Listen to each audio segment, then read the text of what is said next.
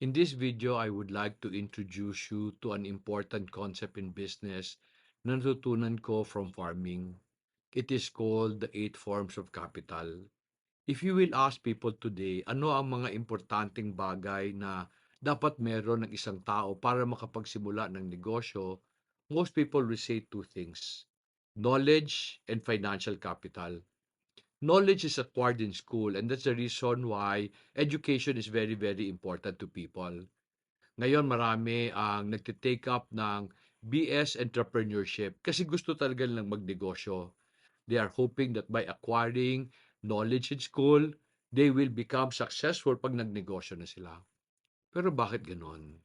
Marami akong kilalang graduate sa BS Entrepreneurship sa mga malalaking eskwelahan. And yet when they started their business, nag-fail. They lost the money of their parents. Bakit? Bakit ito nangyari? I believe the reason why nangyayari ito is because most of the teachers of entrepreneurship in school do not have their own businesses. Many of these people pa are retired corporate people. Alam mo, I discovered na ibang-iba ang mundo ng corporate man sa mga entrepreneurs, and many times hindi pwede i-apply yung ginagawa mo sa isang korporasyon sa entrepreneurial venture. What do I mean? Let me give you an example. In a corporation, you can take great risks. Kasi pag nagkamali ka, sino nawawala ng pera? Yung kumpanya. When you are an entrepreneur, pag nagkamali ka, ikaw nawawala ng pera. Big corporations that owns a lot of asset can leverage on this asset and borrow against it. So sa eskwela, tuturuan ka, leverage, use other people's money. Wala ka pa namang asset, di ba? So nagsimula ka ng negosyo nang may utang kagad. Na hindi ka pa nga kumikita, you're starting at a negative. Minsan pa may mga entrepreneur na papayag 3% or 5% a month na interest sa inutang nila. Hindi lang naintindihan. Walang negosyong kikita ng 30 to 50% in a year. Because yun ang ibig sabihin, when you make a loan na 3% ang interest a month, that means ang interest pa lang 36%. Walang negosyong kikita ng ganon, kaya lugi kagad. And then tuturuan pa tayo ng mga business experts about taking great financial risk. In fact, if you check the definition of entrepreneurship in the Oxford Dictionary, the definition says entrepreneurship is the willingness to set up a business and take financial risk in order to profit.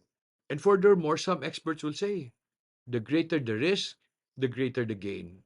Hindi nila kinumpleto yung prinsipyo. And this is the reason why many people are hurting today. Kasi ang totoong prinsipyo, the greater the risk, the greater the gain, the greater the chances of losing your money. Friends, if entrepreneurship is about taking financial risk, I am not an entrepreneur. Kasi nung nagsimula naman kami, wala naman kaming enough na pera para palakihin yung negosyo. In fact, kaya nga yung una naming bahay, di ba, container van. And in the first 4 years of doing business, we were really struggling. Yung alam ko na mga prinsipyo na ginagamit ko noon in the corporate world sa HP were not working for me when I became an entrepreneur. However, by God's grace, we were able to figure out things and make it work. A few years ago, naintindihan ko how we succeeded despite the fact na kulang kami ng pera and hindi ako farmer. When I was introduced to the idea of the 8 forms of capital.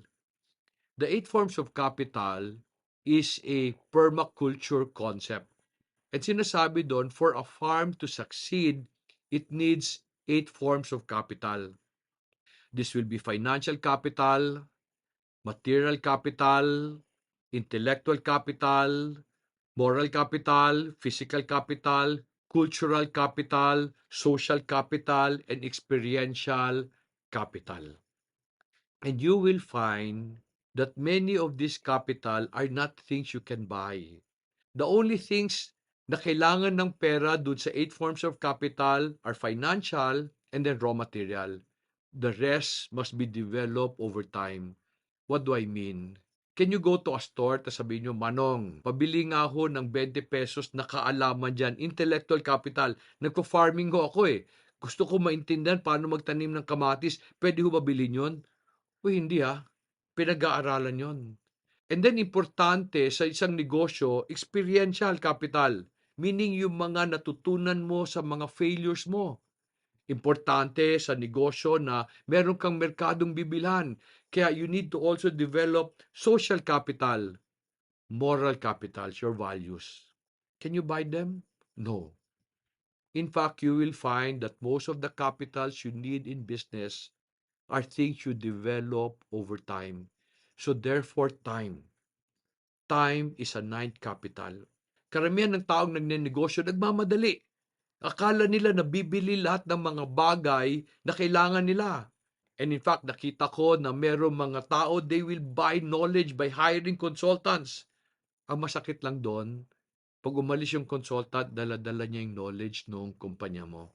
And I will discuss this in another video in the future. Friends, hindi pera at saka knowledge lang ang kailangan to start a business. You need 8 forms of capital. So therefore, wherever you are today, you are already developing the capital you need. What do I mean? You are still an employee. As an employee, you will have to learn from your trials. Your trials with your boss, your trials with your peers, yung mga tao nagpapalabas ng masama mong ugali. Why should you learn from them? Because you're developing moral capital. You should also develop a lot of friends, connections, because you will need them in succeeding in business. Many years ago, I have this friend who was the head of purchasing in their company. Tapos sabi niya sa akin, Dong, gusto ko na magsimula ng negosyo. I don't know where to start. Wala akong pera. So I asked again, what do you have? Sabi niya, wala akong pera. Sabi ko, ang dami mong kilalang supplier, ang dami mong kilala sa industry. Is that not your capital, your social capital? You can ask one of them to give you products to sell. And since you know many people in the industry, you know where to sell this product. Is that not capital? And unfortunately, many of us are limited by what so-called business experts tell us. Friends, wherever you are today, you must develop the capitals you need already when you decide to have a business of your own. Now, if you are in the business of your own already, I need you to be conscious of those things. You need social capital, so you need to build a network of friends. You need moral capital, the proper character to be able to serve your customers and grow your money. Physical capital, you need to take care of your health para hindi maubos yung kita mo sa gamot. You will need to also develop cultural capital, understanding of the dynamics of the people in your community. You need experiential capital.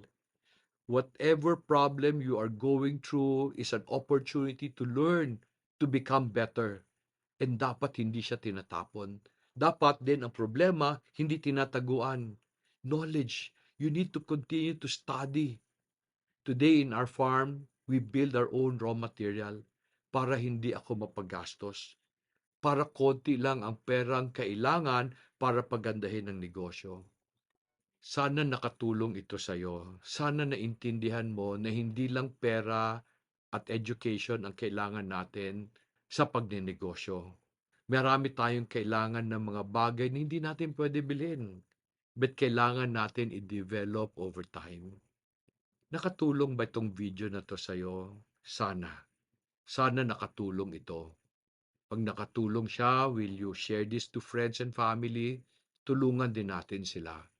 But if you can also do me a favor, ako may dream ako. I wish I can help all Filipinos live fruitful lives. But I need to find a way to bring this information or this learning to them. So will you subscribe to this channel? Will you press the like button so that the algorithm of YouTube can share this to more people, to all Filipinos?